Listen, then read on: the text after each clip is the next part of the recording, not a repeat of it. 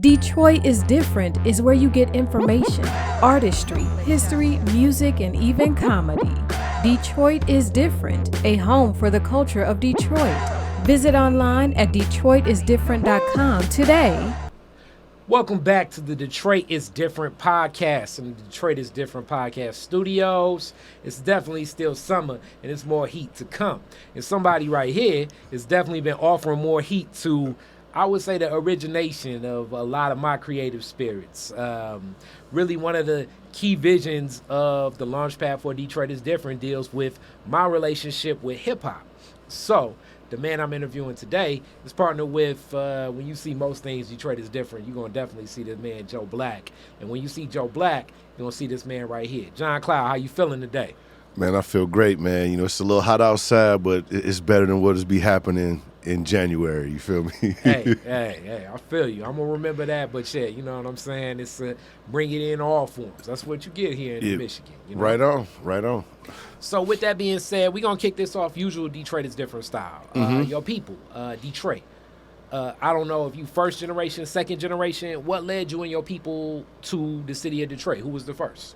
My mom's mom came up here from Alabama, and she only bought like my mom and my aunts because, you know, my uncles couldn't come then because welfare.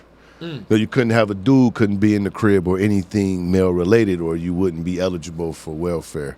Wow. So, you know, she had to come up here. She worked at the post office, got her money up, bought a crib, and then bought my uncles up. So that's how my mom's side of the family got here. And my dad's side of the family came from Baltimore. Like, you know, they both the straight Taino. They both was my dad full-blooded Puerto Rican. So it's like they met here, and I'm glad they did. Okay. All right, now let's get into some of this Alabama way, and then we're going to get to Be-More. For sure. Whereabouts in Alabama? Right outside of Uniontown. We got 150 acres down there, and it's literally called like Jonestown. Our family name is Jones. Okay, now that's a weird concept because it's already the Jonestown. Right. Every time I saw you, I'm like, my man kind of looked like Jim Jones. Man, you know, and then right. We know my man, Dev Pete. Shout out to Dev Pete, and my man Patillo. Patillo was just a photographer, right? And he called me like, yo, I'm in New York. He speak with the accent, you know, like I'm in New York. I'm do the shoot with Jim Jones. I keep telling him like, yo, I know this nigga look just like you. I know this nigga look just like you. You wouldn't believe it. And so he say, Jim asked like, well, man, just show me a picture of this nigga. He looked and was like, wow, you know, yeah, right. And obviously, for people watching this older, Jim Jones, not the cult. Jim Jones, right? Jim Jones, the rapper from the rap group Dipset, the Diplomats, right. More so, you may know him from like Love and Hip Hop, but I know him as Capo Status. You know what I'm saying? How you do the? Always a Diplomat fan back right. in the day, and even to this day. You know what I'm saying? Still rock with Cameron and a lot of them Oh cats. yeah, man, they crew definitely was dope. Yeah. But when we think about like 158 acres of land, black folks, owning that much land in Alabama, how did that? You know, what's the story behind that? Oh man. My mother's mother's mother. Your mother's mother's mother. Yeah, so that's your great grand. No, because like your grandma is my mother's mother. Your great. Yeah. Okay, yep. She was full-blooded Blackfoot, and it was a landowner, slave owner. You know, fell in love with her, and he left his wife for her. And you know, he told her if she wait. You getting into some interesting stories. Right? My bad. Why I like opening up, but I gotta some of this stuff you gotta like we gotta breathe. Okay, for sure. So obviously, I mean, people like using the term more like a colonizer, but an enslaver, right? That at the time operated a plantation. Exactly. With this footprint of land. Right. met your great grandmother, Right. Who was Blackfoot. who was Blackfoot. So being a Blackfoot, I'm guessing in that territory, Right. she was not faced with the atrocity of enslavement, but definitely I'm guessing she faced some Dislike, if you will. I You know would what I say mean? some discrimination, some What- Anytime when you're not, genetically aligned with Right, the at that colonizer, time, yeah. you know. So anytime you're not the race of the people who running things, then shit flows downstream. Yeah. Technically, you're gonna get problems, you know. So she, and I mean, I know this is like probably like fourth hand now, because maybe your Right. grandma may have told you something, but your mom probably gave you some of this game. She just like in town, Well, and then I'm surprised even at the time of like where things go, because the Right. Blackfoot there must have had some type of respect, just because like when we think about a lot of laws and women's rights, right. back then, you know, when we think about sexual assault, rape, Those if things. you're a yeah. woman in town, and especially a woman that wasn't a white woman, Right. or even if you were a white woman that wasn't married, Right. really, if you're a white woman that wasn't married to a man that society respected, That part even. you possibly, rape, sexual assault, like almost like just captive, really messy general mistreatment all the Yes. time. You feel me? was commonplace. Right. Right. That was like the rule of the land from my understanding back then. You feel me? But your great grandmother, it was something different in her. Well, with it the was respect. the tribes still down there. A lot of the southern tribes didn't. There was this thing with the tribes where like the government told them was like, well, you know, if you say you're white, you know, we'll give you some land back. Mm-hmm. You give up your culture, you become Christian, you give up your cultural language, and you learn English, and you give up your cultural dress. That they want everybody to give up their culture. So to the ones that didn't want to give up their culture, they wanted to keep their connection to the culture. They kept their land and stuff, and they became powerful crop owners too. You know what I'm saying? Because the tribe would work the crops and not the slaves. So you had these tribes that were planting the crops once they saw the lucrative aspect of it. So they would start the crop and become rival businesses, if you will, to the white people. You know? This is interesting. And then it's also interesting as I'm learning and becoming more knowledgeable about what will be labeled as native, and in our mind we're thinking like, I don't know, Yeah. Pocahontas or something. Well, but a lot of what's native are black folk. Yeah, like well- folks darker than me. Right. A lot of the Maroons, the Yeah. Seminole colonies, This the is true. Blackfoot colonies. Man, you my know. my grandmother's mother was she was dark, man. Mm-hmm. Like, you know, she was darker than you feel me? But her hair was like, I remember her hair being like this long and wavy. Like, it was so long when we would go down south for family reunions, right? Mm-hmm. My mom and my aunts would all get together and they would like braid her hair, and she would sit in her chair in like the living room of, you know, the little house on the land, and they'd be like out on the porch like braiding her hair. Then they like wrap it around her arms like she was wearing a backpack or something. But it was like she never cut her hair. Like that was what part of the tradition and heritage. Exactly. Yep. So, but I'm still just blown away by this. So this, the plantation owner, Right. was enthralled and obviously connected to your great grandmother, Right. and said, "I'm going to will this to you."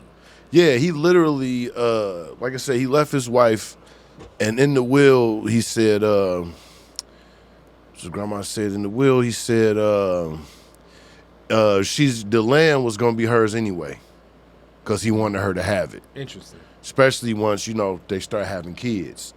So it's actually part of the lineage as well. Exactly, right. So then he said in the will, it was like, if my grandmother's mother would have outlived his wife, we'd have got the money too. But his wife literally died like the day after my grandmother's mother. Like, she's like, y'all go get the land, but y'all ain't getting this money. So And that's the other thing about this dynamics, because also being a native woman, but a non-Anglo, non-white woman. Right. But really, even if you were a white woman at the time, and I'm sure that this happened, it's like landowners in Alabama, or it could be New York or Chicago or wherever, right. honoring a woman's right to ownership of land. Right. That is At that time. surprising. And then too, it's we don't really know much about his background. Yeah. Outside of what's been told, so we don't know what type of. We don't know how much literal power he had. You know, we do know he was. I don't know. I think he was like Italian or Irish or something like that. You know what I mean? So he was of, as I call it, he was of, when it comes to whiteness, he wasn't of what we label in my mind as pure whiteness, like Germanic, English. Or, mountainous, Caucasian from the mountainous area, so to say. But yeah, so it's like, English, German. Right. Irish. That's a different respect than Irish or Italian. Right. Or Polish. Right. They more so, what's funny is a lot of what you just said with the natives. They assimilated into what became of whiteness. Exactly. After some time, but, to be Irish or Italian, that's a little bit of a different whiteness. But I'm just saying, just even in death, that being honored. I mean, even to this day, a lot of times women in court, when a family member or a husband, a spouse will pass, what court will honor? It's probate court. And hopefully none of you all ever have to go to probate court. But if you ever have to go to probate court,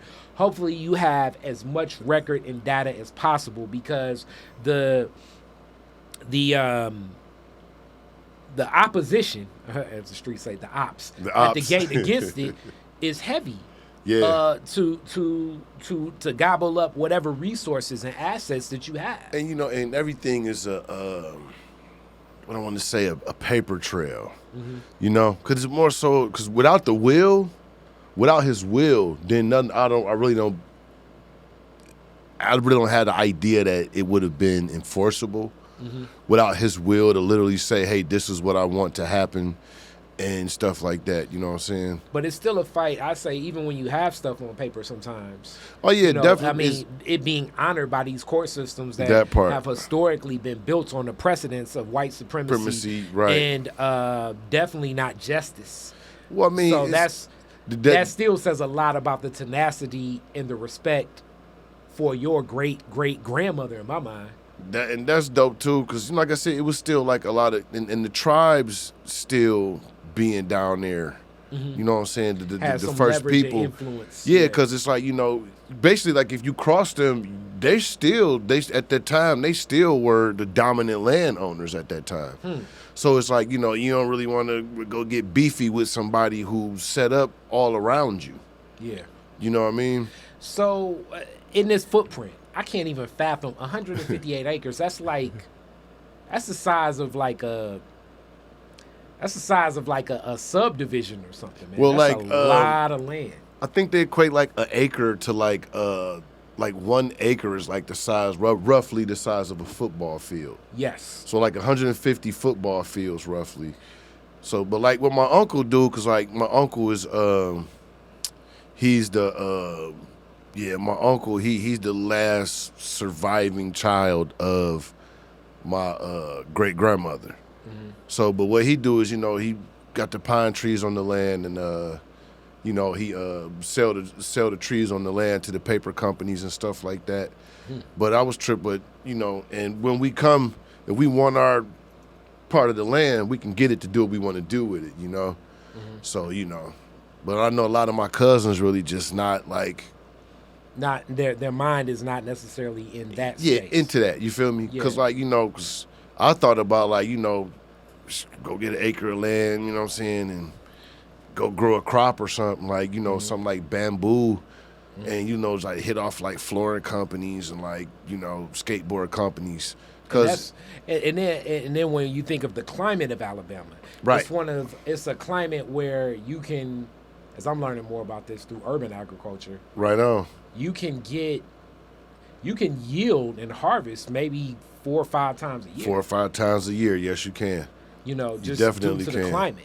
Yep, because it stays warm, and that's what propagate the growth. You know, 'cause like it's a trigger in these plants. In nature, it's a trigger that when that certain level of warmth hit, everything activate. Like even mosquitoes are lay dormant till they get something like, what is it, like 69 degrees?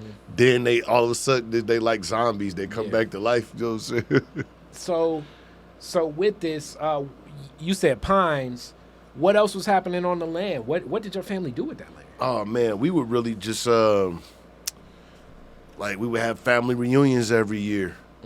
And like I said, my uncle would just like do the trees and like sell like the pine trees to the paper companies.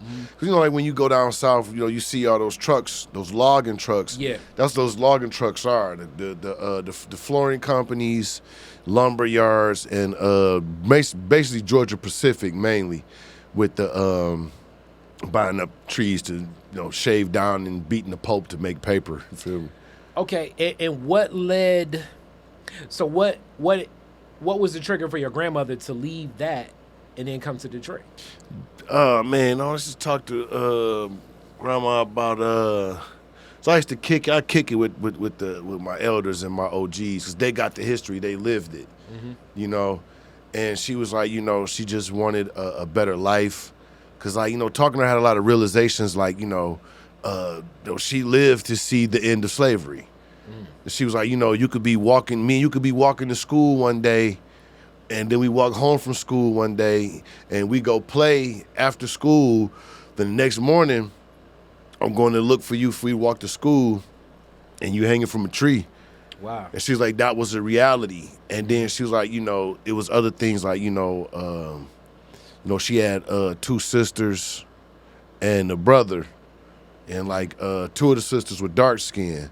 So it's like, they didn't get treated well. But the light skinned ones, they got treated well. And she didn't like seeing her sisters have to go through stuff like that. Because she like, they know like we are going to sleep on the same floor in the same shack. So why treat them any different than you would treat me? But it was just the caste system of the South, And she said she wanted a better way. She wanted more opportunities. And she wanted to make a better life for herself. So she came up here and I think she worked at the Fisher Body plant, like doing upholstery for the seats and stuff. And then she like did some upholstery. Then she did some seamstress work. And then she ended up working for the post office. And then she had an accident or something in the post office truck in the wintertime. Somebody hit her and, has damaged one of her eyes with glass. So she like got insurance policy from that. And then, went back to doing seamstress work, but she couldn't do it large scale because, her vision. Yep. Yeah. So she ended up working for Dobby's. Remember Dobby's used to do like the tuxedo people.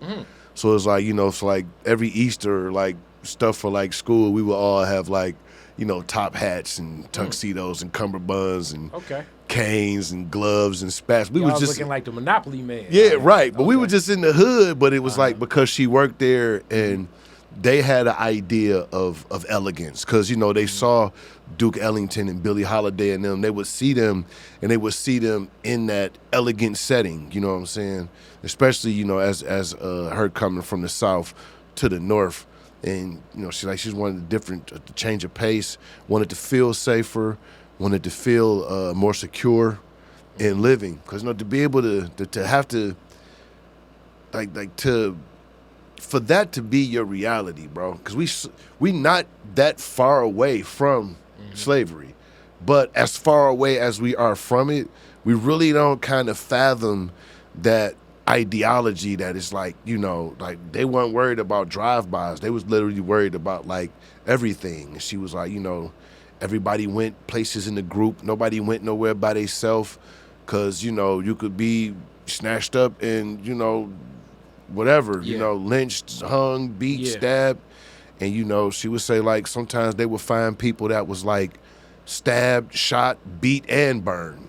Wow. Like after you do one, you're gonna continue to torture. Yeah. And so that sick maniacal brain of what that form of racism. Yup. And you can and that anger that leads to sickness like that. Like that, yeah. To just be prevalent. Right. I mean, like And to we've be like, seen the Lest We Forget books, and, Right. and like I tell people, I mean, it was a point in the South when we look at those lynchings had the attendance of like football games. Yeah, well, and if these crowds are drawing thousands of people, to they that, have descendants that like they have family members. They had kids coming. well, you with, see a lot of them with pictures. baskets eating. It's eating little sandwiches. kids. You see a lot of them pictures. Little kids there drinking Yeah. Coca-Colas, eating watermelon and shit like eating watermelon and stuff like that. My bad. Yeah, no. But it's like, and that's the thing she was saying was like, how like fearful, like, like to have to like live in that type of fear, and for us to take that for granted, and how niggas walk around, nigga, I ain't scared of nothing, nigga, fuck me, and it's like, nah, I mean, it was a time when like caution was like every step you took. Yeah, it was a survival technique, and I mean, even the horrors of the way that they would, I mean, graphic, but it's just real. They would cut a man's penis off, put it in his mouth, then lynch you, then burn you. And this was common practice. Well, and sometimes they would tar you, feather you, then burn you. Like all of these concepts. But some of that stuff. To be that creative, man, with torture and to be that creative with destructive force, man. Yeah. You know what I'm saying? It's nature, like the scorpion and the turtle thing. You know what I'm saying? Like that's their nature. So, you ain't like I'm saying give them a pass or whatever, but for the sake of understanding, you need to understand that this savagery existed then. Exactly. And it's still somewhat today. Oh, yeah, most definitely. But we need to be aware that like and it like you said, it's not that long ago. I mean, Ida B. Wells and all of this stuff, this was going on in like the 40s. I mean, true indeed. Strange Fruit is a song that was recorded by, Billie Holiday, right. You know what I'm saying? You feel me? It's like we're and you saying that definitely makes sense. So when she makes her way to Detroit, what's her perspective of being here? Man, and I'm just remember from talking with her, she said the cold was an adjustment. I can imagine. And shit, it was a thing about missing my uncles. Are they okay? Are they safe? And you touched on that with the concept of welfare. Yeah. And I mean, this is, shout out the movie Claudine. I think that really breaks it down. Just the idea of what, men not being present if the government will assist you. Well, Dr. York said welfare was farewell to the black family structure. That's interesting. Because you couldn't have a male in the house, right? So the government is like, what? That bum ass nigga, man. Here goes some food stamps, girl. I got you on the groceries. What? He giving you headache? I got the rent, baby. Section 8.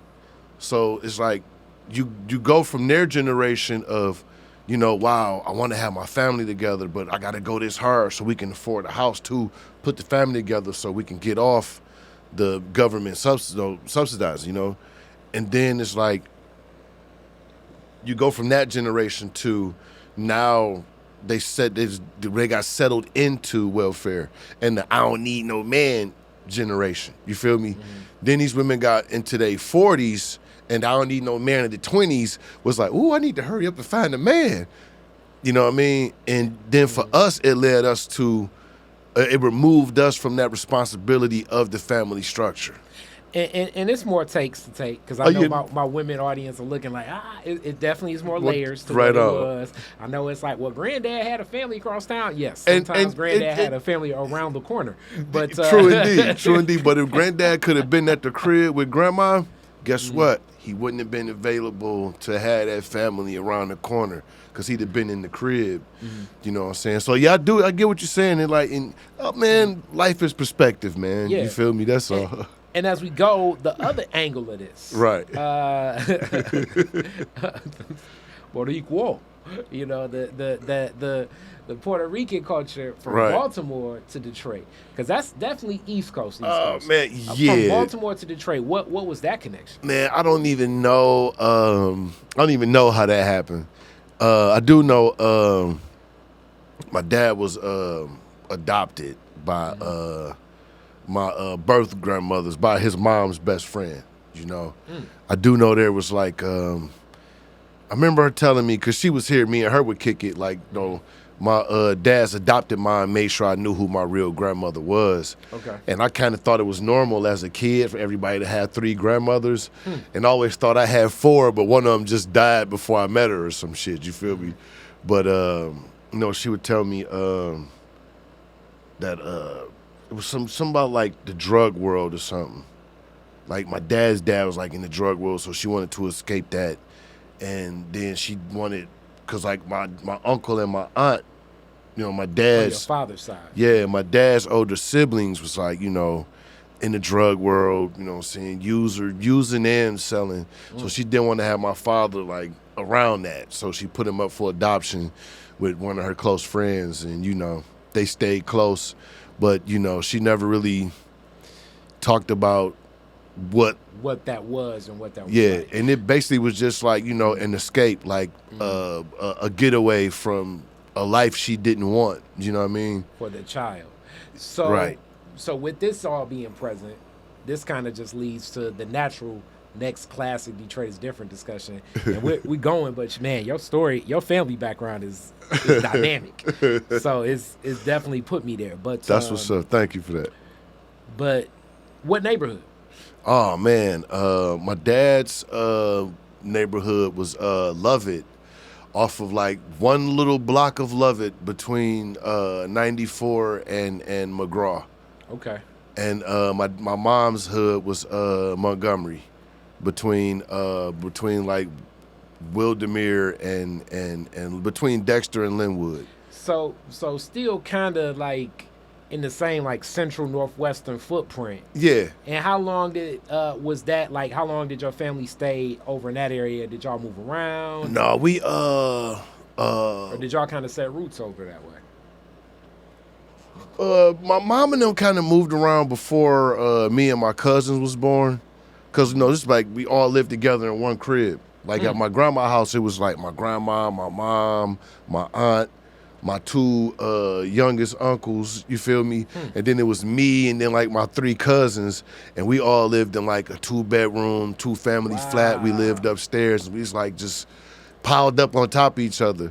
And so like sometimes I would go to my dad's adopted mom's house over on Lovett, and I loved it over there because it was just me, you know what I'm saying? But then I get lonely because, like my cousins was like my brothers. We grew up together, you know what I mean? So we before that, I know my mom said they used to live like on Diversey and stuff, and then they kind of moved around and settled down in the area over there on Montgomery. And my uncle Sidney, he worked for the city, had a real good job, and he stayed crispy. You know what I'm saying? His nickname was Pookie. We don't like to call him Pookie no more because now Pookie is like a crackhead name now. Ever since New Jack City. The New Jack City, right? Yeah.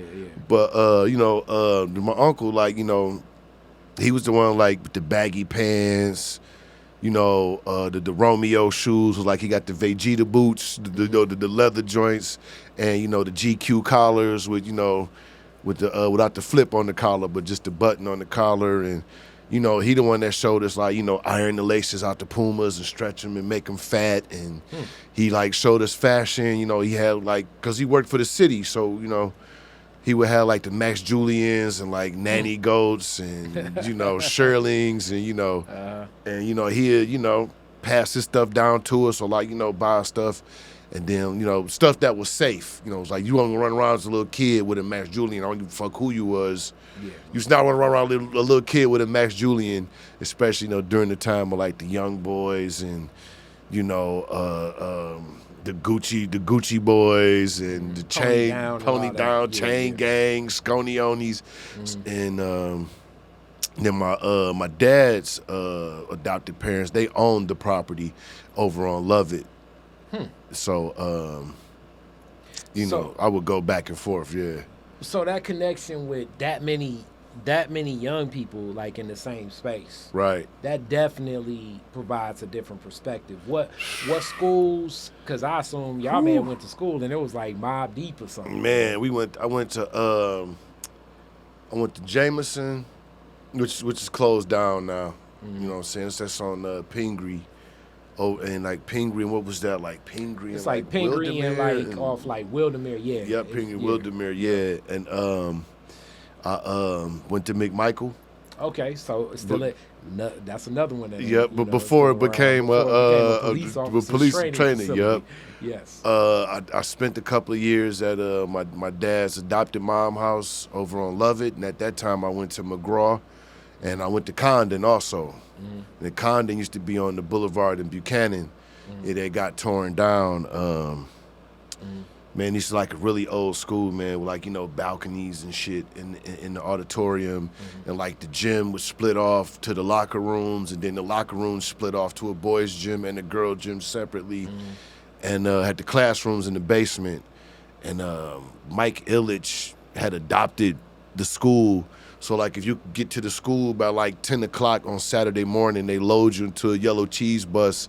And we used to get shipped down to the Fox Theater, and we'd watch like Looney Tunes and Disney cartoons all afternoon, and eat like free Little Caesars and like real Little Caesars, like and pop and drink pop and popcorn and stuff. And one day before they closed the school, we had the classrooms in the basement, and there was this girl went to get some erasers from the other classroom, and she let this scream out, and everybody ran and see what it was like 10 decapitated bodies was like in this classroom. Wow. And so it's like, they like closed the school down and like tore the school down and everything. It's like a big huge field right there in the corner now of right where the boulevard meets Buchanan. Yep. Wow. Big field there now, man. Wow, that's traumatizing for a kid. Condon was wild too, and it was like, cause it was like a lot of us from the hood, and like a lot of kids from the Southwest. So Condon was really diverse. Like when I went to McMichael, it wasn't diverse. It was all black. We was all hood. Yeah. But like Condon was like, Mexicans, whites, blacks, cause the Southwest was shipping kids over there too. What high school? Oh man, I ended up going to Henry Ford. Okay. My uncle died in a car accident, and my aunt, who was a exec at Ford, she like the person that's good with money in the family. You feel me? She took some insurance money and bought my grandmother a house in Rosedale, and that's what saved us. Got us out the hood. And you went to Henry Ford as opposed to going to Redford? Yeah, because when we first got to Rosedale, I went to Murphy, right? But now I'm going to school with these dudes from Brightmoor who find out that, he get off the bus from Rosedale. So they thought I was a Rosedale person, but they didn't know that I live in Rosedale, but I'm from Linwood, so it's not going to be a Rosedale fight. You know what I'm saying? So, I got into a situation with a dude, and, I beat a guy pretty bad. I ain't proud of it. You know what I'm saying? And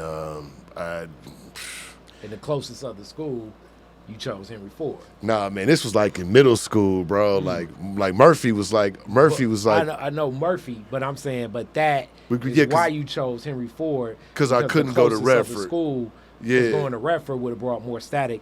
And these are sometimes like when people ask like the layers. Right. Of how and why, hence, like I'm in technically a central neighborhood. Right. But because my family moved to the other side of Dexter when I was 12, I'm like, it probably wouldn't be that smart because I'll be hanging around all day. I'll be hanging around like 12th Street and Linwood people. And then like when it's time to go home, you on the other side. Right. So it's like, okay, Northwestern, which is still in the same footprint, is like almost like a free zone. All these Dexter people is because plus Joy Road don't get involved that far down. Yeah, you know what I mean. So what was Henry Ford like? Because I know just from my travels into different high schools, Henry Ford has a heck of a legacy. But Henry Ford, like Cody, and then somewhat Northwestern. Yeah, but it was like a real like vocational center inside of Henry Ford. Oh yeah, I mean like wood shops, body shops, and stuff like that. Like a lot of stuff that people was going to other buildings for Votech for Was right there. was the classes. It was like that at I'm trying not to say Mumford, but it was like that at Murphy too. Wood shop, home ec had like refrigerators and stoves and countertops, like butchered.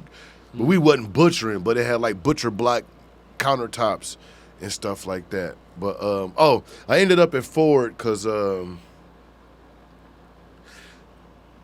when I was at Murphy, man, I met this girl at a dance, bro. I mean,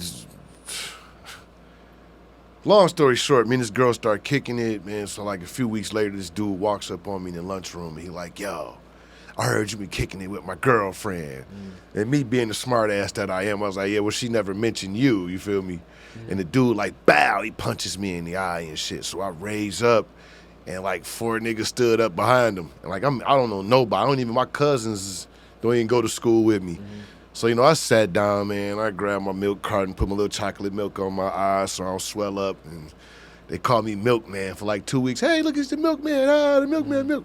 And I saw the dude skipping in the hallway, man. So I asked teacher for a pass.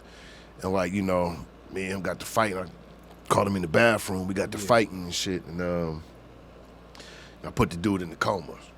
And that's what led, and I'm guessing he would have went to Redford. Hence, like I say, I had like a straight up restraining order, bro. Like I got kicked out of Detroit public schools for like I didn't get expelled or suspended. I got expunged. Yeah.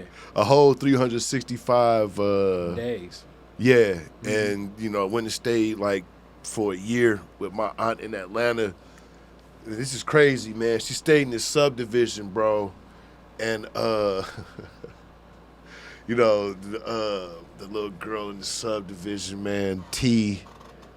I don't know why they called her T. Same thing almost repeat itself. Yep. And now you need to leave Atlanta. But it wasn't that. But the thing about the T thing was that she was cold. Cause I'm like, oh man, this she was where I like got into Hindu girls, like, like red dot Indians. Cause here we not Indians here. You feel me? Cause Columbus thought he was in India. You feel me? Right. So like that's why I got in it, and then. Anyway, long story short, come to find out, when I was like in trouble for middle school, like I dated Chili before she was like Chili, you feel me? But it was like, I was like, I like Hindu girls now, like, But then how I came back and thought I was going to go to Redford. They told me you can't go here. Restraining order against you, yup. And I ended up at Henry Ford. And, that going to Henry Ford was like, bro, like, I want to say, man, like, one of the best things that happened to me in my life, for real, bro. Because I seen a lot, man. Like the hood was like, being in Rosedale was like totally different. It's like it's grass on the curb. And we was totally like hood naive. We thought we didn't have to take the garbage out because wasn't no alley to take the garbage can to and shit. You feel me? We didn't know nothing about trucks come down the street to the curb. And all we knew was we lived by the movies because we would, Easter. We would go to Northwest. Yeah, so we lived by the movies. We thought we was like the richest niggas in the world. And, got to Ford, met a lot of good people, man. Me and La Peace ended up being locker partners.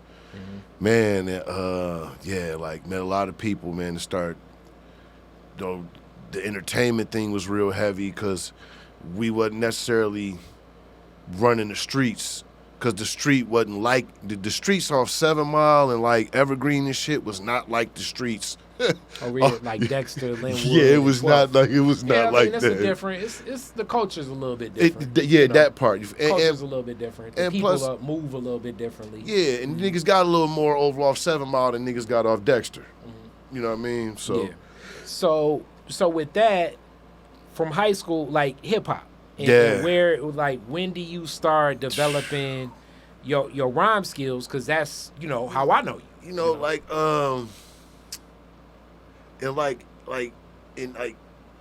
Right before they cotton, it was like 7th grade. And, niggas was banging on the table or you beatboxing or whatever. And, the diversity, again, of Condon, I lend that to my creativity because I already could draw. You feel me? So, but, like, meeting people in other cultures and having more stuff to talk about. And then my cousins would come visit us from Buffalo. So they would bring like the proverbial tape. So, we was hearing music. I was hearing music that I want to say like my peers wasn't hearing at the time. Because, like, you know, here it was like everybody partied to like Blondie, 9 Inch Nails, Duran Duran, Culture Club, you know what I'm saying? Yeah, Thomas Dolby. It was a mix of like new wave. Yeah. Definitely like really house music. Yeah, and we didn't have that.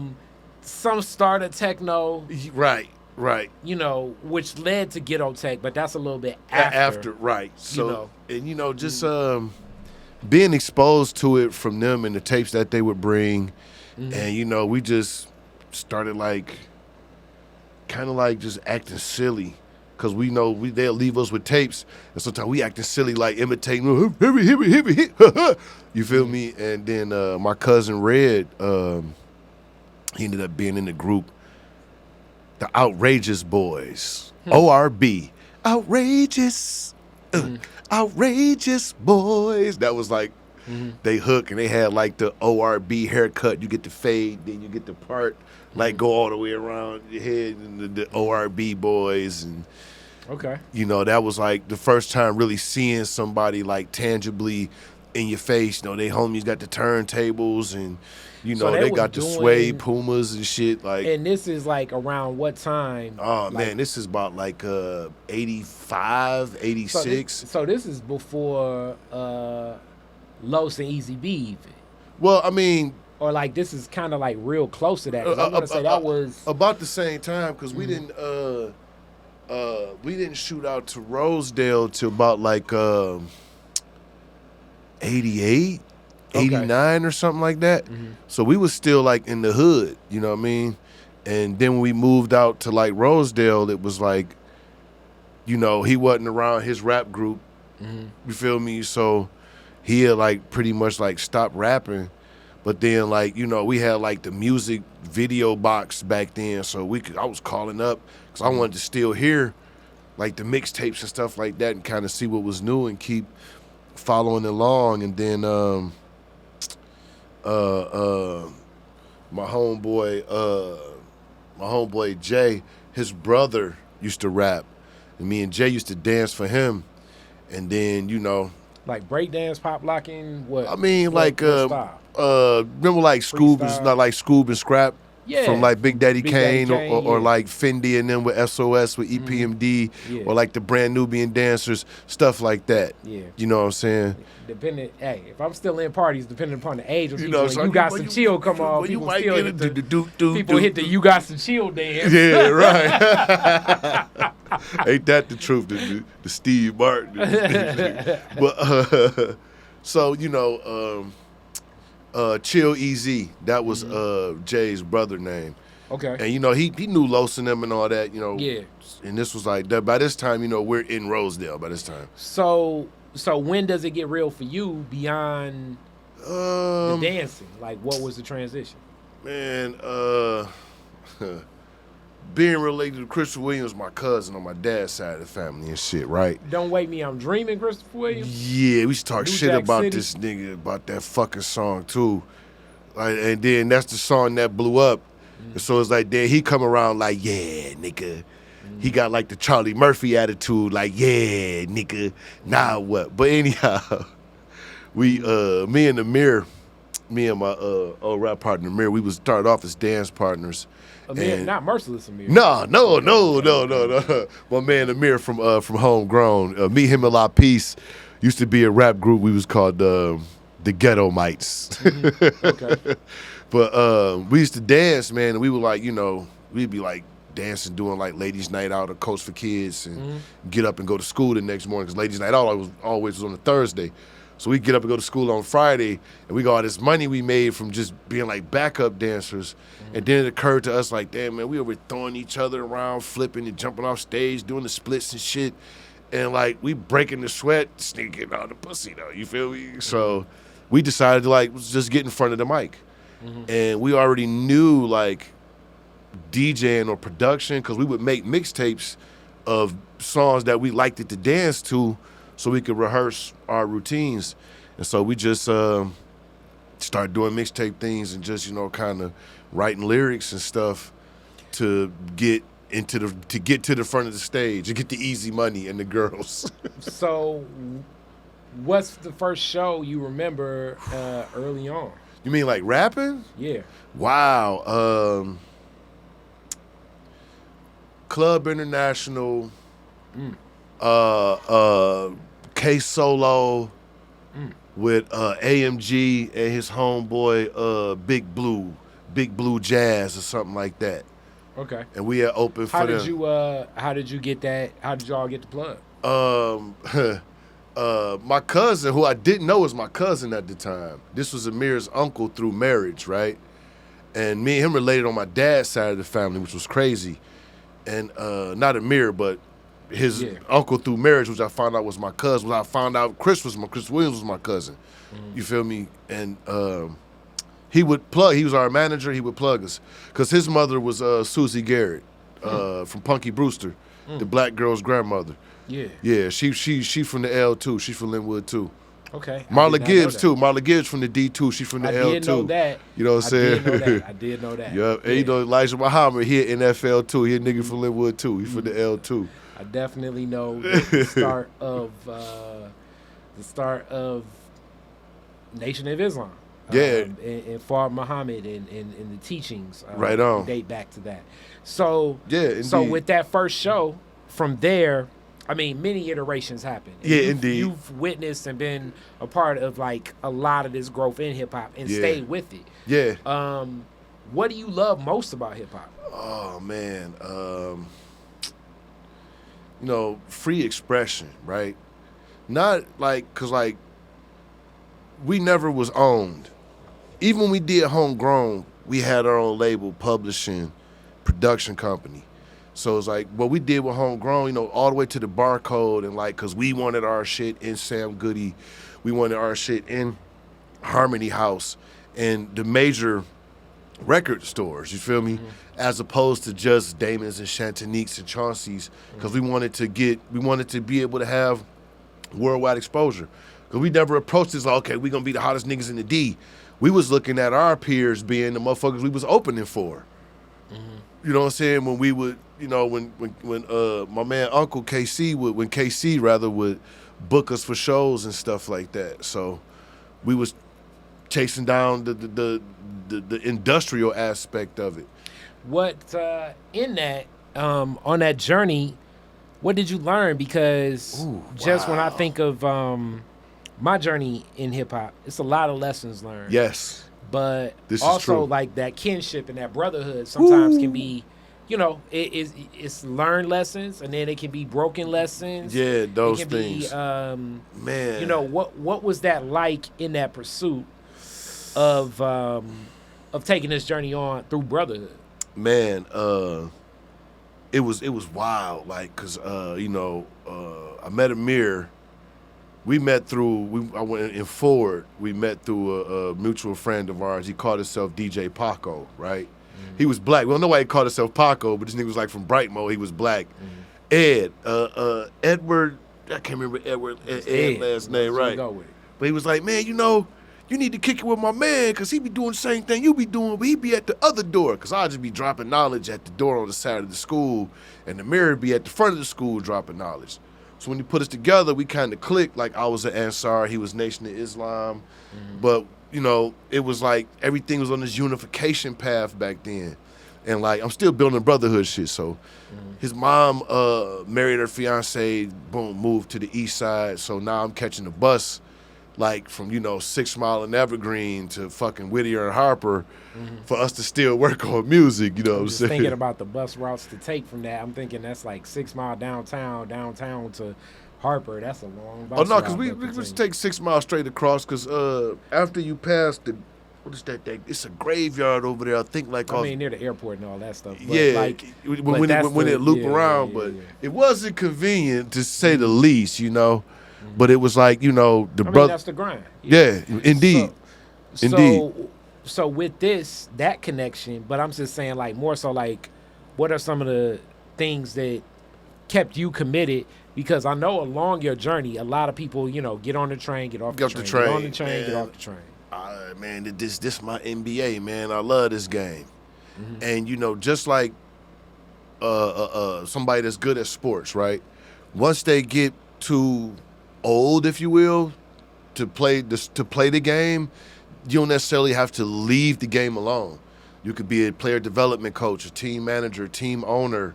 You get into promoting. You feel me? So it's other aspects to entertainment. Cause like I know this game like from the front of the mic to behind the board you at, the light board, the sound board, plugging all the stuff in, building the stage, rocking the stage.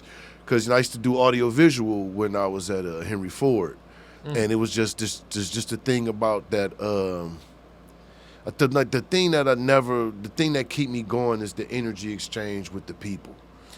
So with it, what would you say have been some of your biggest highs connected to hip hop?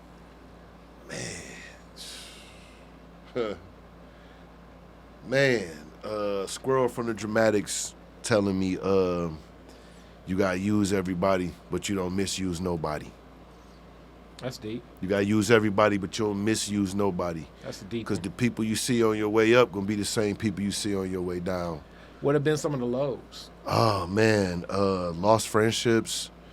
What do you think? And let's pause there for a second, because that happens in creativity. Indeed. And really, and like when people say, "Oh man, you really into business," it's like, to me, business is another creative expression. Right.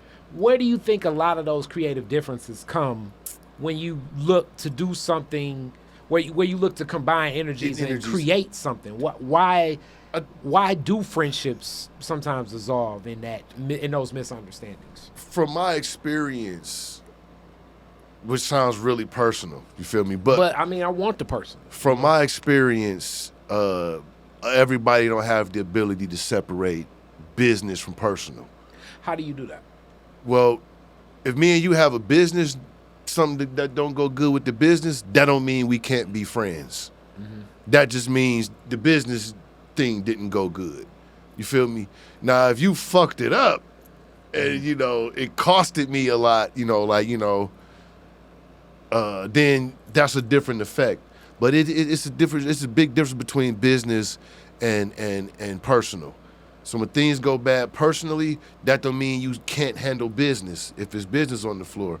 Because like you say, creativity is business, and once you create something, you're responsible for what you create. And I also found it, because I mean, in this ideology, and I know so many creatives, I love being around that creative energy. Right. But when I was younger, this was sometimes thoughts that I'd have, and I know this may be thoughts I'm sure you run into, the whole concept of it's all or nothing. I don't have a plan B. This is all I do. It's my creativity, and I'm putting my heart into this. Hence, by onboarding and engaging and sharing your creativity, and we may be at this, like, we've built up so much pressure. You know what I'm saying? Like, and it can make diamonds, but with it still is a lot of pressure with some people. Why do you think? Usually, it's a younger person that thinks that, but why do you think that thought process is so pervasive? As if, like, this is all I'm doing, and everything I'm doing matters more right now than later on down the line. I still want to say, even in our youth, when we was entertaining, we had the blessing of a manager that was close to the industry, knew what was required of you to be in the industry, and was grooming us with an industry standard. So a lot of things that we would see our peers that was just purely in open mic or cypher style music making, it would be things that we wouldn't see eye to eye on, working with projects with a lot of people, which led to not having a bunch of projects with a lot of people. It would be them not understanding why we're doing what we're doing is not to upstage nobody, but this is where we are. Even remove the but this is not to upstage nobody. This is our training. And for us to get where we're going with this is how hard we have to go. And so we still people like, oh, y'all trying to upstage us, or y'all trying to be better than us. And I'm like, well, I mean, it's a competitive sport. You're not supposed to just bully nobody, but we're in this for notoriety. Your fan base, the attention that you get from people, the money, whatever you want to look at, it all comes from notoriety. The energy share, like I said, comes from notoriety. People don't take notice of you. They're not directing their energy in that centripetal energy share. And it's a healing process too. As you heal people, you heal yourself. And a lot of people just, I guess they didn't have that training or didn't have anybody around them to say, listen, this is how you do this is how you do that. You don't do a show without rehearsing. You don't write songs in the studio. You lay songs in the studio. You know what I'm saying? Because those things are like cash efficient and time efficient. So us being teenagers, being groomed by somebody who understood the inner workings of the industry, they gave us our training at that level. So we went into the creation with those ideals, and I guess it was, people just wasn't comfortable with like, this nigga young like me, what the fuck he know, So with that, I mean, you've seen the metamorphosis so much, just even in yourself and in Detroit hip hop. So I'm gonna throw some names at you, and I just want like either a story or some words. This gonna be fun, because it's some, you know what I mean? Like I'm doing so much other community stuff. I do business stuff, right? But hip hop was my origination, right, into like a launch pad for me, right, to build confidence to engage in certain things. Right, indeed. So, and there's certain OGs that I got from this hip hop that just always exist. So, first name I'm throwing at you, Ant Live. Ooh, man. What Boom Back Ant King, Live? Ant Live. Yep. Ant Live, I mean, when I went to Houston to visit my mom, I actually plugged in with Ant Live, you feel me? Okay. Yep. So, that guy, he's a character with the Skeletor and shit, out the sewer and shit, though, but what about his creativity? Just oh, man, his creativity and music-wise is like, just what's the name of his crew? Boom Bap Kings. I mean, that says it all. And, like I said, I went by his crib, but, he got this studio set up, little booth in the closet and, MP and shit like that at the crib. And so, yeah, Ant Live, yeah, he pretty cool. He pretty cool. And he's super creative, too. Like I'm saying, like with the Skeletor shit, like yeah, for you know what I'm saying, like that's creative, man. And in that same vein of Eshawn. Oh man, Eshawn was like, as far as I knew, Eshawn was like, I would see Eshawn. Well, I would be around Eshawn when like me and Dilla would be at the strip club, and Eshawn was at the strip club. Cause like Dilla on the type of nigga like, oh, that's the nigga Eshawn, man, fuck that nigga. Like we'd be in there just like three niggas in the strip club. It's a strip club. You feel me? And that was as far as I knew him, but like his music was like, but you never really built with him. Yeah, I ain't never really kick it with him or build with him like that. Keep going down the list then. Okay. Rest in peace, Proof. Oh man, that nigga Sean, baby. Woo, we was in the ODR together. We was in Wheat Bread together. He was in 5E. Of course, Dilla, By 10, and T3 was in Slum Village, and we was homegrown, and we all would do shows together. Like, we would be at the Outcast talking about meditation and levitation, and this pussy eating and dick sucking contests, and coke all over the table and shit at the Outcast.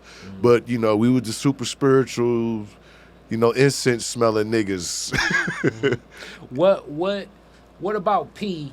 Because when I think about a lot of game that I got, and it's so unique when I think about, damn man, rest in peace, Proof. He was such a, like, he embodied so much of a Detroit spirit because he had so many different relationships with different people. And then different wavelengths. So like people, like you may know Proof and you tell a story where it's like, that is not the P that I know. I know them. Listen. And then this person tells a story, and it's like, word. But it was cool as mellow Proof. It was big, boisterous, super big, green, furry Kango Proof. Then it was T-Rex jumping on your back, biting you Proof.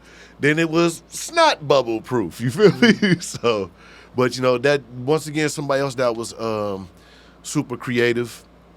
And I still think like he was such a like glue to so much of Detroit hip hop because he fucked with everybody, because he was like bro. Such a cross the spectrum. Yeah, he kicked it with everybody. You know what I'm saying? And he kicked it with everybody. And one thing the Proof would do was like that made the city dope because his idea was the more people that we show the way, the sweeter the city will be.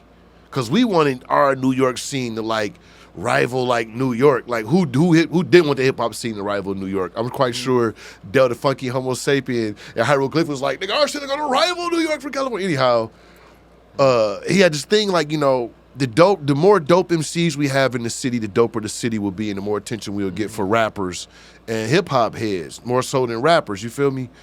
And you know, he would like people would freestyle for us, was freestyle for him, and he'd be like, oh, okay, yeah, that's dope. Try this though. And try this. Work on your delivery, work on your voice. He'd give random people like tips and pointers for them to develop and grow as an artist more creatively and settle into a comfort zone. And we'd be out and people see him again. He'd be like, hey man, thanks for telling me that. And yo, check out how far I've grown. And spit for him again like that. So, you know, Proof was a very integral part of Detroit hip hop, especially Detroit hip hop being, dare I to say, accepted by like the street cats. Because, like, you know, a lot of street cats didn't even fuck with this. Oh, y'all niggas think y'all from New York, and, you know what I'm saying, and all that. But it was a few cats that rolled. No, T Stucky fucked with us, you know what I'm saying? Marcy Ski fucked with us. You know what I'm saying? Chaos and Maestro fuck with like the hip hop niggas, as we was called back then. You know what I'm saying? So, and then even with that scene, what about the spaces and places? As I threw some names at you, the spaces and places, and then to me, some of it is romanticized because some of it I saw. Yeah, right. You know what I'm saying? Yeah, Where it's right. like, okay, I don't know if it was like, you know what I'm saying? No, Like, Rabbit, oh, it man, wasn't like that, nah, Rabbit. nah. Nope. Like, And it was like, okay, this is a little bit of extra on it. Right. But it still was a culture connected to it. Yeah, indeed. What do you think now as like, and you kind of split the baby, because I still see it as all to get like street rap. Oh, yeah, for sure. As they say, backpack rap, like Well, revolutionary rap. Yeah. Christian rap, like to me, it's all a form of expression. Bars and is then bars, if bro. you package the song Right. how it's delivered, Right. then it can be palatable. Right. And then the right rap song just hits me in a different wavelength than as much as I love all forms of music, Right. than other forms of music. Right. I mean, the Boogie Monsters were Christians, bro. The Boogie Monsters. Everybody thought they was like some esoteric metaphysicists. Them niggas was straight up Christians. You feel me? But they approached their expression and how they expressed their hip hop was like, you know, it was down that line of what the metaphysic people or you know, the deep spiritual people would feel and resonate to. You know what I mean? Yeah, but like spots, man. Oh man, 1212. 1212 used to be at the address was 1212 7 Mile. So it was just perfect for a hip hop spot, 1212, you know, and then that was Armageddon and like Cricket or some shit like that. It was like an open mic there and it was a sports bar. So it was like already like the dance floor already had like a boxing ring type of look to it. So instead of the cypher, they had the ring. And then I remember Juan Shannon had the spot.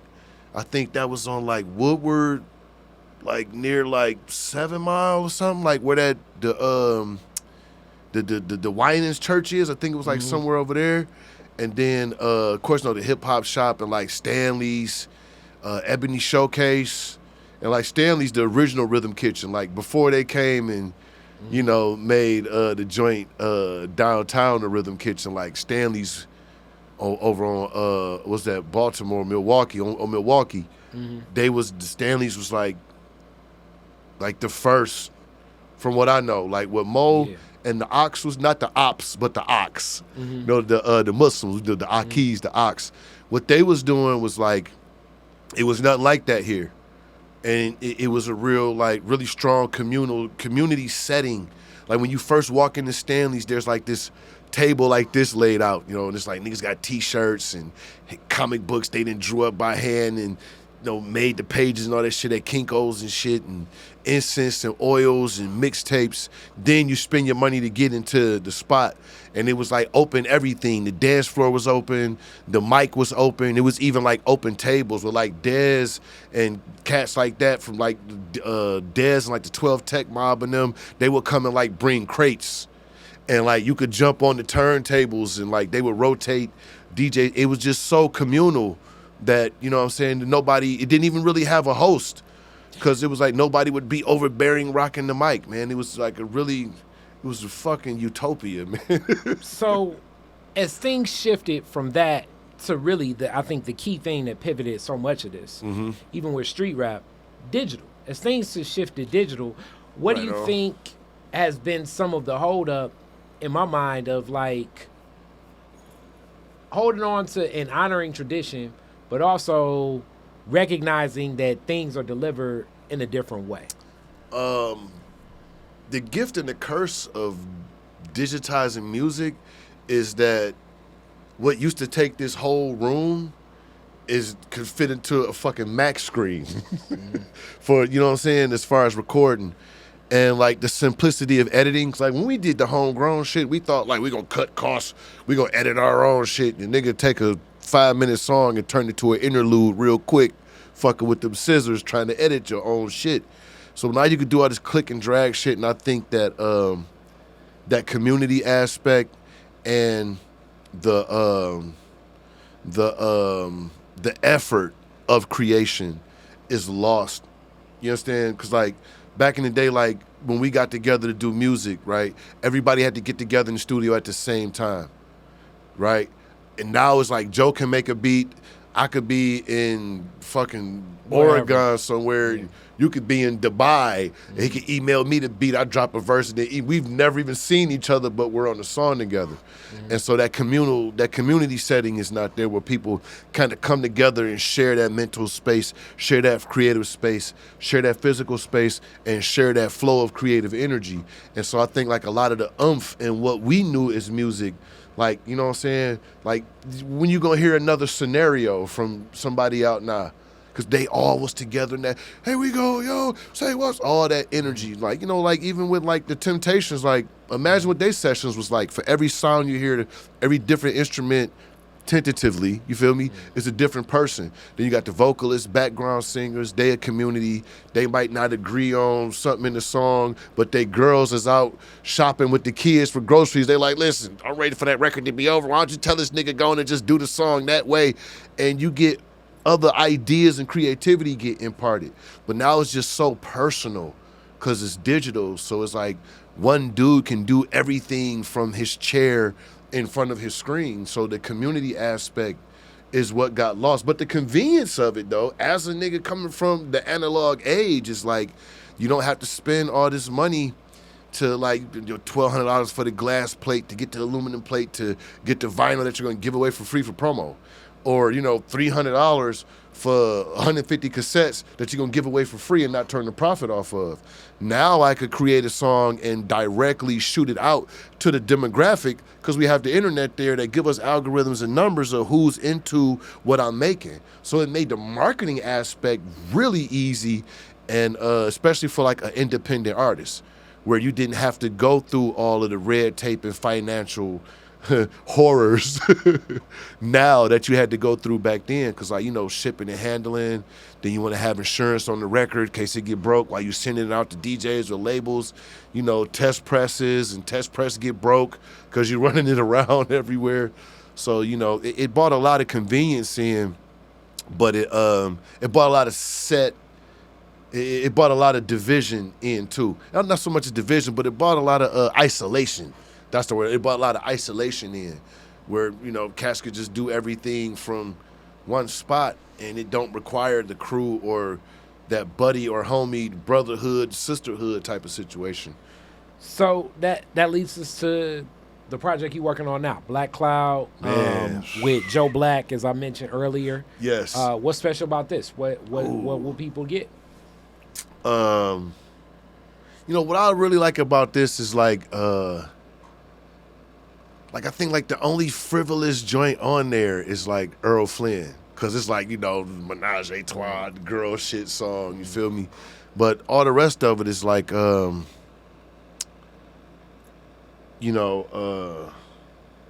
dad still ended up being a heroin addict, right? So for the life of me, I couldn't understand what the fuck this dope had, where it's like, you know, me and my mama wasn't important to this nigga no more, right? And one day we was looking for samples, and I put on fucking What's Going On, and I got the headphones on, and listened to Marvin Gaye, Flying High in the Friendly Skies. And I finally understood, wow, that's what that shit is like. And then that was when I understood that there's a responsibility that we have as writers. And it's to talk about the stuff that people are going through to help them get through the day, to help them get over that hump, to help them get over that water. Because we healers, you know what I'm saying? And you can use your words to build, you can use them to destroy. And with this, recording with Joe was just a way for me to use my words to really, heal myself and lifting some things up off of me, and, to really, give people something they can listen to that they can relate to, and, try to help them get over some things, like just sharing thoughts and ideas that I had, but just wasn't around people who were liberal enough, I want to say, to where it'd be okay to rap like that, Like, I don't got to shoot nobody in the face. I don't got knows nothing about coke. Ain't no Dracos. Ain't no expensive cars or nothing. You know what I'm saying? It's just real life hip hop. It's real life music, That's unique. And when you speak about struggling with heroin addiction, especially facing like the opioid crisis, as people label it, it's unique because opium as a plant in different communities has been used as a healing mechanism. Right. But sometime in the I want to say it was at the 1600s. No, 1700s. You have it turning into a commodity to sell. Yeah. That commodity to sell. So like a lot of times people wonder like what's going on and why China suppressed things. Because Chinese leadership specifically ousted most Western countries. Right. As they say, like the opium opium dens, because of the proliferation of, at the time, the British Crown and the British Company of distributing opium throughout China. Yep. And it was such a crisis in China at the point where it took years to get them decades off that. to change that. Yeah. And when people talk about like an opium high, as we see the tragedies of what's happening with fentanyl right now, especially, which they say is like heroin times killing 10. people, right? And you must know how to even ingest it. You gotta know how to handle it. And right now, a lot of heroin is getting stretched with opium. It's a drug that's a depressant. Yeah. And so many people carry things, and that depressant finds a space and place in the hearts and minds of some, where people stay there. I mean, alcohol is another depressant too. Oh, yeah, man. With spirits. I think a more food and spirits. You know what I mean? Amongst things, but I think growing up, me being born in '82. It's a painted lens of like the black community was just so messed up when crack got here.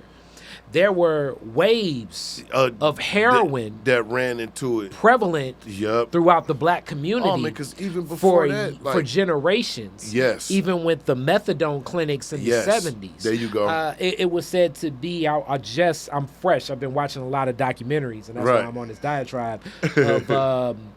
Because I'm preparing to make some documentary pieces myself. So I'm getting in that space. But I watched a documentary about Sergeant Ike Atkinson, who was the sergeant that provided heroin for Frank Lucas. Because I was always interested, like, who was this guy? Because the way they said the story, it's like this guy has to be way more, no offense to Frank Lucas' story, but to me, his story seems way more interesting than this guy. And 15%.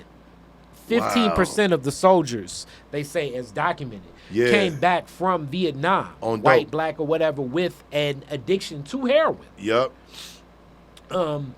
Which caused a rising in heroin sales throughout. Oh, especially in the 70s as everybody came home.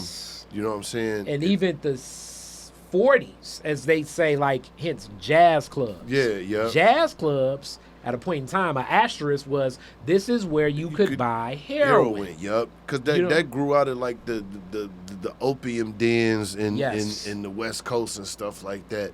And, you know, because, like, heroin's like cocaine. It started off as, like, what they call it, well, all of them started off as medical drugs in America. Exactly. It started off as, you know, I mean, like, both of them. It's like you can take this, and a lot of this being marketed to, quote unquote, the housewife. It's like, take this to basically go down. Yeah. Hence the opium. Yep. And take this, the cocaine, to get up. Yup. You end up in this interesting balance, and I think many celebrities get caught up struggle in that. And then when you crystallize and take the snapshot, and I mean, rest in peace to so many that struggle with the, as they say, the dope sicknesses, but the pressures that pull on a lot of people to be up or down, up and down, up and down. And this little bit of substance can add a little bit. And then with the heroin, though, usually, unlike a cocaine or even a marijuana or other highs, the way things are cut, people will seek a specific type, a specific, like, the addiction is a very strong addiction. It's people I know that use heroin is like, it is different than using coke, because coke don't become a part of you. So, like, you know, when their body is thrashing around and shit like that, and they having like seizures, it's because this shit, like, attaches to your, like, genetic code. So your body is thinking, like, it's missing something until you get the remnants of it out of your system. Or as they say, detox, or the methadone clinics were needed to give, like, minimal doses. Just to shake it. Well, you know, the solutions that, I mean, shout out to the work of the Nation of Islam in their clinics. To get people off that. And their work in recovery. Was instrumental.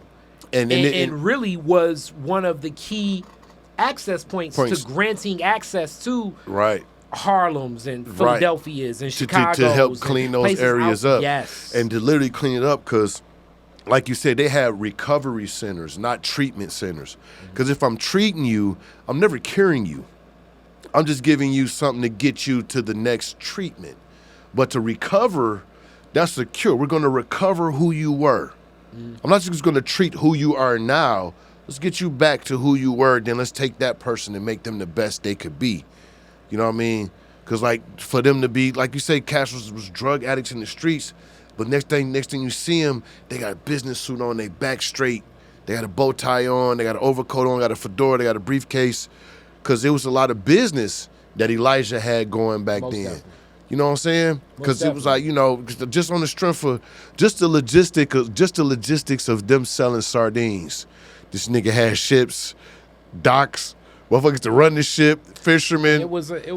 There were 2 Nation of Islam airports. Exactly. You that feel most me? People don't know about. But, like, a lot of the fishing and porting businesses were directly connected to this. Exactly. But I also want to, it's unique that even as this age as a grown man, this is something that's still in your heart, the struggles of your father's addiction, and trying to answer those questions is something you are exploring even to today. Yeah, like, so, like, generationally, when you think of even now, a lot of young people in homes recognizing and seeing, you know, parents struggle with what could be addiction. What, you know, how did that carry on you for so long to even bring into this now? I didn't see, like, growing up, because, like, you know, my dad's birth mom told me that, you know, my dad left because of shame. He didn't want me and my mom to see him in that space. Yeah, because, like, even my uncles would tell me, was like, I tell my uncle, like, man, tell me about my dad. He'd be like, man, your dad was a cool motherfucker, man. He give motherfucker shirt off his back, like, literally. Like they was out somewhere, dude got in a fight, just tore his shirt. They was about to leave. My uncle, like my dad, took his shirt off and said, "Here, man, cover yourself up," so the dude wouldn't get kicked out of the discotheque or whatever back then. But he was like, you know, my uncle told me also, like, you know, when that shit was in him, you couldn't leave a fucking wood nickel around. He was like, it was like two different people in one body.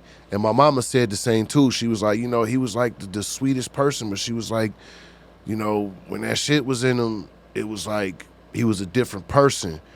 And then she was like, you know, as I got older and could start understanding things, just as a shorty doo-wop, you know what I'm saying? That shame. And so like he left, you know, and you know, he came back and like showed me, like, cause he could draw too. He could draw, and he would do leather crafting. Like he would carve leather and make wallets and bags, and he had this belt where he had carved the whole zodiac like around the belt, and then he had like his nickname Skippy, you feel me, was carved in like calligraphy, like in the back part. So he showed me like some artwork shit, and like fuck, I remember nigga like fucking, we was going to get like the fucking chocolate dip fucking Twinkies, man. I just remember I wanted fucking chocolate dip Twinkies, like, you know, because he was a Twinkie head. He's a Twinkie. And so, you know, we was leaving to go to the store, man, and some motherfuckers killed him. Right? And just, you know, as I got older, I came to find out he got killed because he sold somebody some fake dope to go get some real dope. So you were there as your father was murdered? Yeah, man, you know, and I was like 7, man. And it was like, that's like I was saying, like, you know, the therapy of like this record with Joe, because like I finally like really got a chance to discuss that. You know, like it's a joint where like it's called Pressures of Life, and I kind of talk like about like I feel like I got this special relationship with death, because like I seen my father get killed, then I got shot and had to brush with death. My mama went crazy, like, oh my God, you're gonna die like your father, and you shot dead. But I didn't, luckily for me. But then like my daughter was stillborn. It's like I had never like spoke about that, and like, but to, you know, when I recorded that and was able to talk about those things amongst, you know, other issues that a nigga have, like, you know, being street but woke though. You know what I'm saying? And it's not like, oh, I go sell crack, then go meditate. It's like, no, I remember what it's like before I changed my life. And I remember nobody came to help. You understand me? I remember it was like the clean-cut Christians didn't reach back to me. You know what I'm saying? I remember, like, you know, a lot of the older Nation of Islam heads was in our hood growing up, didn't really reach back to us. The cats that reached back to us was like, you know, the Moors that grew up across the street from us, Bruce L., Brock L., Curtis L., you feel me? And it was like they saw us as we was young niggas in the streets, and they like would talk to us about culture and stuff like that. So to be that type of person for cats who need it now, the brothers and sisters who need it now, because sometimes you just need to know that you're not the only one going through this fucked up situation. And then you need to hear how I'm dealing with it in a positive manner, and to pass on that, how to deal with it. Because everybody going through shit, but everybody don't deal with shit the same way. So the people that can deal with shit in a positive way, if they could pass that positive way of dealing on, just piece by piece, bit by bit, the world becomes a better place. That's deep. That's deep. And yeah, I'm very interested in hearing, seeing where we at. Oh man, now yeah. we at the end. I'm gonna hit you with the classic Detroit is Different. So, very first car, year, make, and model, what year you get it? Whoo, man.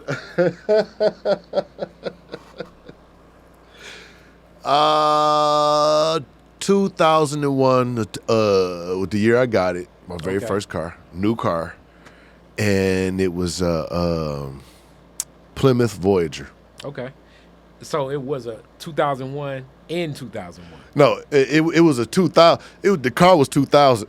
But you got it in 2000. I got you. Yep, I got you. Plymouth Voyager, and yeah, I found out you could have like pounds of weed in the minivan, and the police will never fucking pull you over. Hilarious. Because I didn't put no rims on it. It was just everyday hubcaps. I kept it KISS. Where was the first place you went when you got it? Who? It was the first place I went when I got my van. Outside of work the next morning, World One Studios up there with DJ Los. Because I worked at Stellar Images right up the street from World One Studios. I lived in Rosedale at the time. You know what I mean? Yep. That was. And shout out, Butch. That's my. Oh, what the OG? That's my OG. Triple man. O, double O, quadruple. Hey, like Butch, listen, man. man. Love Los too, but love Butch. And Butch, I'm gonna get you back on soon. I saw your best. And they just gave Butch the Lifetime Achievement joint. Oh man, I love Butch. Well deserved, man. Any and all praise that Butch Small, World One Records, Yep.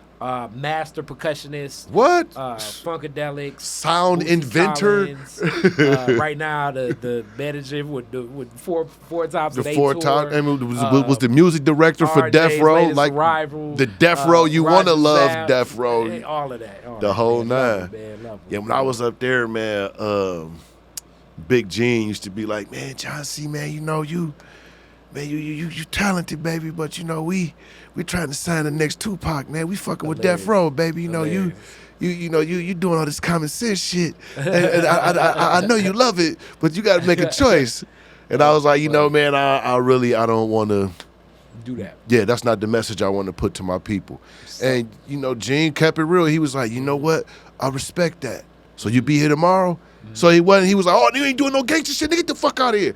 But it was a growth and development thing. It was you need somewhere to shine, you need somewhere to grow. And once again, having that professional edge really opened a lot of doors for me.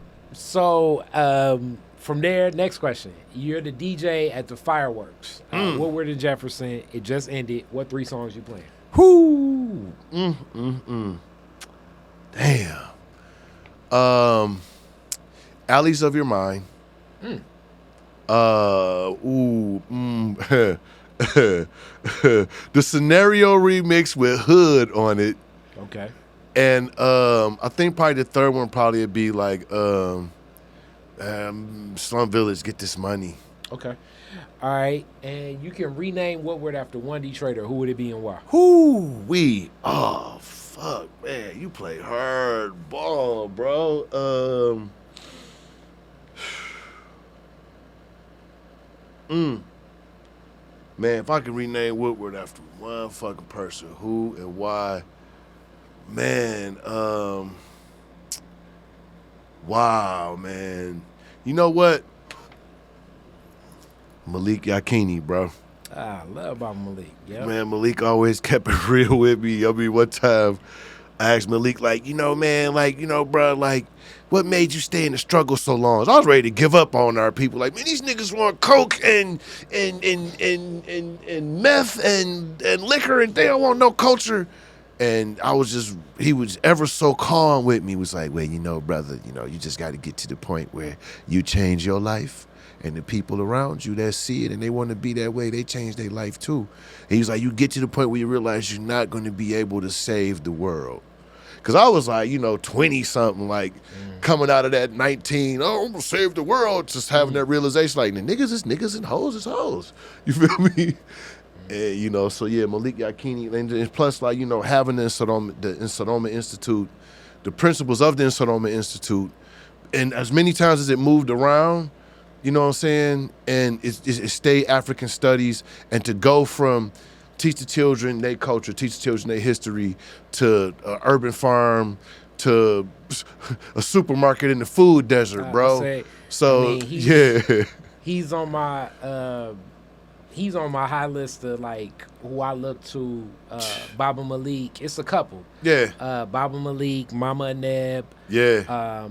I just like when people look at what I'm doing, and different people have opinions. And I've only met them a couple times. I never even really built with them, but just the vision of in the striking independence of Tyree Guyton. It's like, oh man, what he's done with art installations. Area I see over me there doing with media. Yeah. And what I want to do out here with a lot of studio. It's like you can do this in a space where it disorients what people think will exist here. And then you come here, and then people respect it differently. It's a platform and premise. But if I didn't have a standard of, and obviously like my family, my father, my Yeah, grandmother, right. my mother, but outside of my family, for people that really know, like Tyree, Dobbles, Mama Neb, Malik Yakini, Yeah. and Mama and Gia, like it's certain Yeah. people that are like doing things in a way, Mama Shoe, where it's Yeah. like, damn, it can be done. Yeah, for sure. Like it just it's focus and determination. 'Cause, like Dobble, that's my dog too. Like, man, I've been fucking with Dobble, man. I was buying shells and shit, making. I mean, that's your footprint of your family's. yeah, like know. I mean, even before he was up there, because he only been there like 14, 15 years or something like that Yeah. now. But before that, he was like down in the books building. True. Where he had like a fucking African department store, like clothes over here, furniture over there, beads over African here. department store. Yeah, you know. And I was buying beads from Dobble like when I was like 7. And like, you know, X-Clan came out and, you know, all this cultures jumping off and shit like that. And so, because, you know, when I got back from out of town, my aunt was a Pan-Africanist. My mama sent me to live with her, and that's how I got knowledge broken on my head over discipline. I wouldn't get yelled at or hit.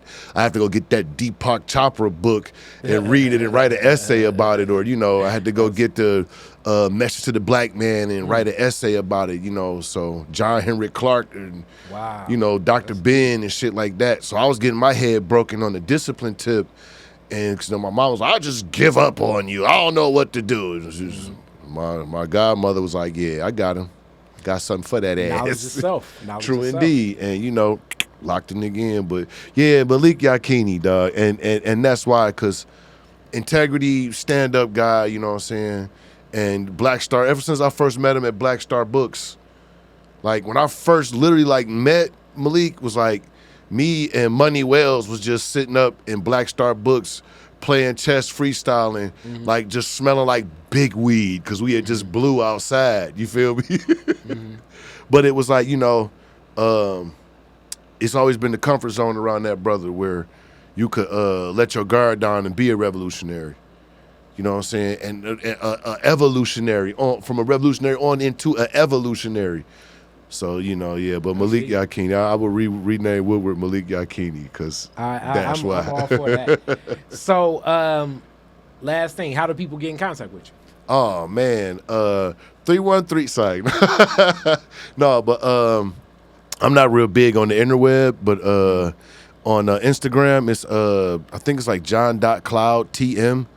And on Facebook, it's Walking Cloud. And it's a picture of me upside down in the salute.